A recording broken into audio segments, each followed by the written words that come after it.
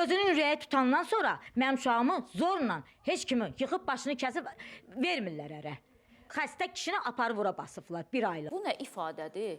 İşlədirsiniz ki, özünün könlü tutub da, özünün könlü 14 yaşında evdən çıxıb, gedib, kirayədə ev tutub, tək və sərbəst yaşamaq istəyir könlü. Buraxacaqsınız, qapınızı açacaqsınız ki, get yaşa qızım, arxanda durmuşam, ürəyin nə istəyir elə. Bu nə yanaşmadı? Ana bugün belə yanaşandan sonra yerdə qalanlara nə deyəsən? Oturub burada bir anaya anlatmalıyıq ki, 14 yaşında uşaq. Yeni yetmədir. Sən onu nə hə üçün bir oğlanla bir araya gətirə bilərsən, nə nişan üçün gətirə bilərsən, nə yüngül üzük taxtığı üçün gətirə bilərsən, nə də ki, ağır toy məclisi üçün gətirə bilərsən.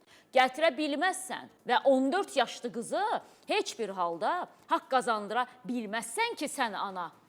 Könlü tutub gedib də.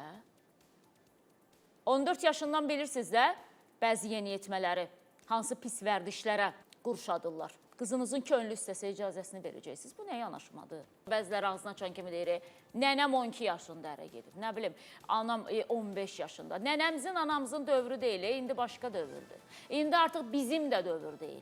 İndi gənclərin dövrüdür. O gənclərin ki, ailə həyatı qururlar. Qurandan 2 həftə sonra xəbər eşidirsən ki, filankəslə filankəs ayrıldı. Bunlar nə yatdılar, nə yoxu gördülər. Buna görə ayrılırlar da. 14 yaşında qız nə anlayır ki, sevgi nədir? O nə başa düşür ki, ailə həyatı nədir? 14 yaşlı qızın 33 yaşlı birisi ilə 19 yaş fərqi var.